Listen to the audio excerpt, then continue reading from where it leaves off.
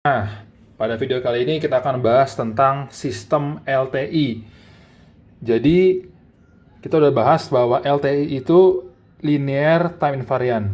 Linear artinya kalau inputnya itu memenuhi superposisi. Sedangkan time invariant artinya kalau inputnya di delay, outputnya juga terdelay juga. Suatu sistem LTI kita gambarkan dengan kotak hitam seperti ini. Dia punya suatu respons yang istimewa yang disebut dengan impulse response. Dia dinotasikan dengan HT. Nah, impulse response ini adalah respons dari sistem LTI saat inputnya itu adalah impulse response delta T gitu. Nah, apa sih yang spesial dari impulse response ini? Jadi, kalau sistem LTI itu kita berikan input sembarang XT, kan of course dia akan menghasilkan output YT ya.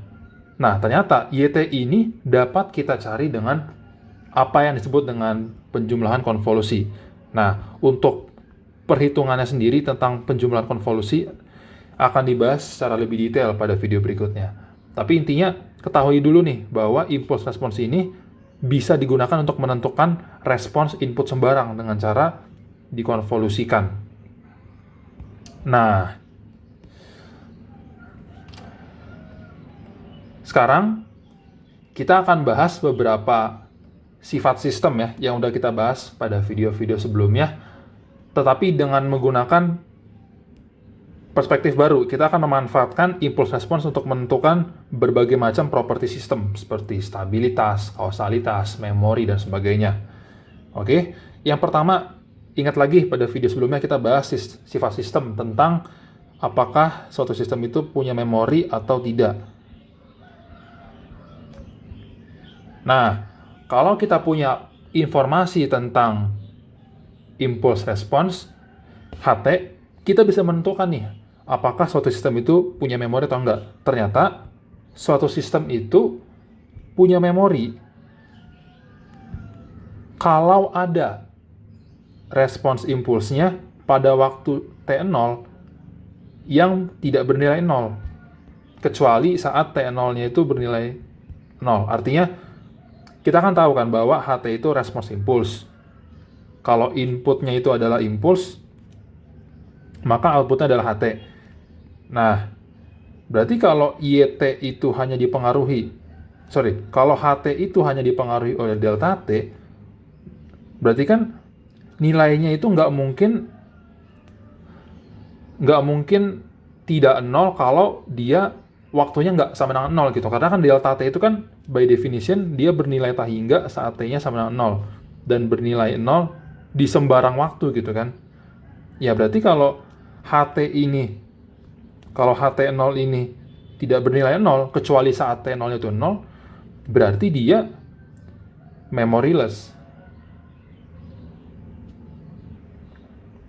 Oke, mungkin agak menjelimet dan bisa jadi ada perkataan gue yang salah tadi barusan. Tapi intinya gini, kalau respons impulsnya itu nggak bernilai 0, kecuali di saat waktu seharusnya, ya berarti dia punya memori gitu. Nah, kemudian sifat kausalitas. Kan kausalitas itu kan pada dasarnya output pada masa kini hanya dipengaruhi oleh input masa kini dan input masa lampau gitu kan. Nah, kalau kita tinjau dari perspektif HT, suatu sistem itu kausal kalau HT-nya itu sama dengan 0 untuk T-nya kurang dari 0. Ini kausal.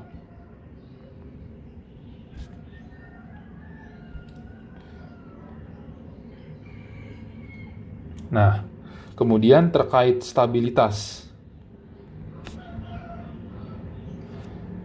Stabilitas ini, suatu sistem itu stabil kalau respons impulsnya itu absolutely summable, artinya integral dari minus tak hingga sampai tak hingga HT dt itu dia ada nilainya, bernilai tertentu gitu. Nah, itu stabilitas. Biar lebih jelas, kita akan coba kerjakan beberapa soal berikut ya. Biar terilustrasi betapa pentingnya respons impuls untuk menentukan berbagai macam properti dari sistem. Yang pertama kita coba kerjakan dulu yang ini.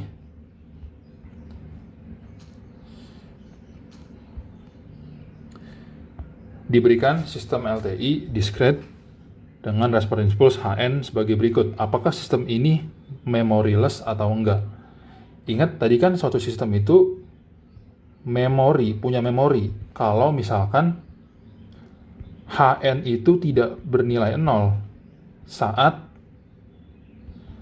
N-nya itu tidak bernilai 0. Nah, perhatikan bahwa dalam hal ini kan Hn itu bernilai tak hingga, ya kan? Karena kan tak hingga itu kan tidak sama dengan 0 ya. Saat N-nya itu sama dengan 1. Iya nggak? Coba, kan Hn adalah delta N-1.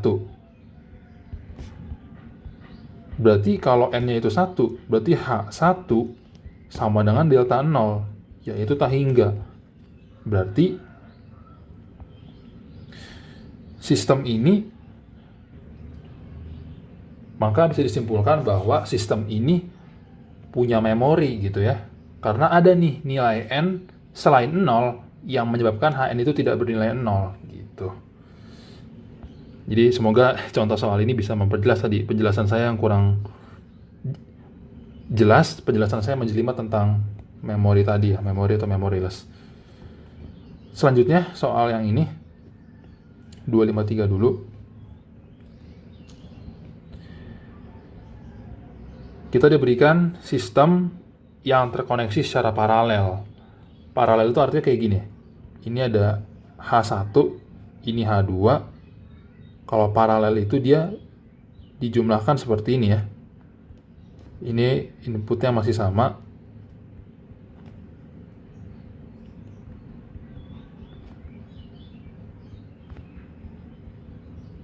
Atau bisa digambarkan secara lebih kompleks seperti ini. Nah, apakah impuls respons ini stabil atau enggak? Ya kan? Pertama, Ht-nya dulu. Berarti kan sesimpel H1T ditambah H2T gitu ya. Yaitu E pangkat minus 2T tambah 2E pangkat minus T UT. Oke. Nah, sekarang bagian B. Apakah sistem ini stabil atau enggak? Tadi kan stabil itu kalau misalkan respons impulsnya itu infinitely summable ya. Jadi integral dari T sama dengan minus tak hingga sampai tak hingga dari mutlak Ht itu kurang dari tak hingga. Nah, sekarang berarti kan perhitungan itu adalah integral minus tak hingga sampai tak hingga E pangkat minus 2T tambah 2E pangkat minus T UT dimutlakan dt. Apakah dia kurang dari tak hingga atau enggak? Perhatikan bahwa ini kan eksponen ya, E pangkat minus 2T, 2E pangkat T, dia selalu bernilai positif. Berarti tanda mutlaknya bisa kita hiraukan. Kemudian yang namanya UT ini apa sih? UT itu kan fungsi step ya. Dia bernilai 1 saat T-nya itu lebih besar dari 0. Lebih besar sama dengan 0. Berarti integralnya bisa kita tulis jadi kayak gini. Nah, integral dari 0 sampai tak hingga E pangkat minus 2T, 2E pangkat minus T dt. Nah, kalau udah kayak gini kan, ini jadi improper integral ya. Materi kalkulus 1, ingat lagi, kita pakai limit. A menuju tak hingga, integral 0 sampai A, E pangkat minus 2T tambah 2E pangkat minus T dt. Berarti limit A menuju tak hingga, ini kan jadinya minus setengah E pangkat minus 2T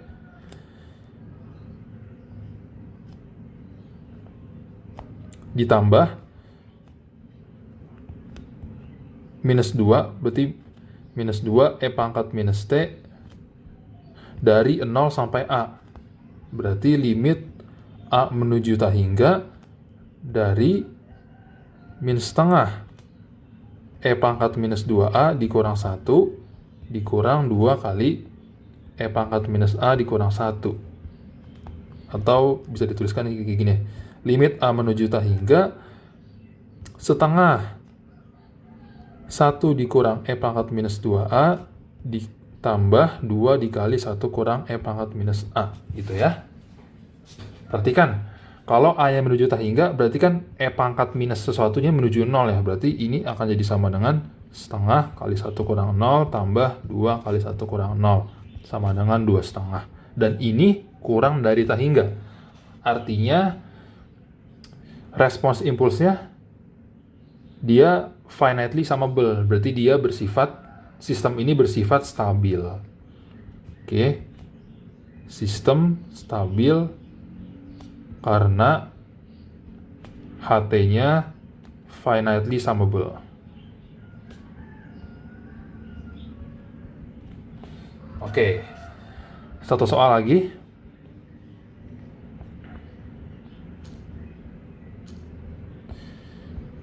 Kita diberikan Hn seperti ini. Nah, perhatikan ini diskret ya, waktu diskret. Apakah sistem ini kausal atau enggak? Kan tadi kita bahas bahwa suatu sistem itu kausal kalau Hn atau Ht gitu ya, bernilai 0 saat N-nya kurang dari 0. Coba, ini gambar grafiknya gimana sih? First thing first, UN-1 itu gimana sih gambar grafiknya? UN-1 tuh kayak gini gambar grafiknya. Dia waktu diskret ya, ingat. Waktu diskret berarti ini. Berarti ini N, ini UN-1 gitu. UN-1, berarti dia baru punya nilai saat N-nya itu sama dengan 1. Kayak gini dia. Tuh. 1, 2, 3, 0, 4, 5, dan seterusnya. Ini nilainya 1. Berarti kita bisa tuliskan bahwa Hn itu adalah 0 saat N kurang dari 1 dan min setengah pangkat N saat N-nya lebih besar sama dengan 1. Nah, betul nggak nih pernyataannya? Hn sama dengan 0 saat N kurang dari 0. Betul ya, memenuhi ya. Berarti kesimpulannya sistemnya kausal. Itu bagian A. Untuk bagian B, apakah sistemnya stabil? Tadi kalau waktu continue, dia stabil kalau respons impulsnya itu finitely integrable. Diintegralin. Nah, tapi kalau waktu diskret, dia bersifat stabil kalau respons impulsnya itu finitely summable, artinya sigma N-nya dari minus tak hingga sampai tak hingga kurang dari tak hingga gitu. Jadi finitely summable, jadi ada penjumlahan. Nah, berarti kan kita punya penjumlahannya itu adalah kayak gini.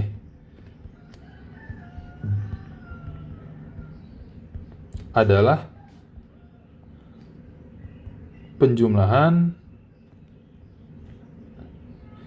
ya min setengah pangkat N. Kalau kita mutlakan kan sama dengan setengah pangkat N ya. Ya sebenarnya jadinya mutlak min 1 pangkat N. Ya dia selalu bernilai min 1 atau 1, tapi kita ambil positifnya. Berarti sama dengan penjumlahan dari setengah pangkat N. UN.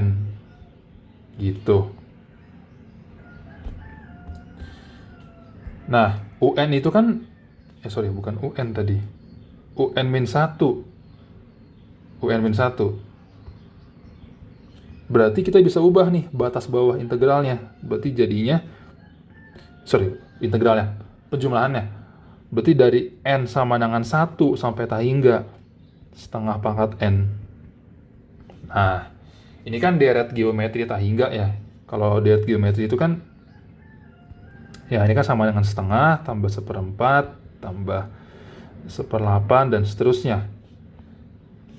Kalau deret geometri itu kan sigma A pangkat N dari N sama dengan 0 sampai tak hingga sama dengan 1/1 kurang A gitu.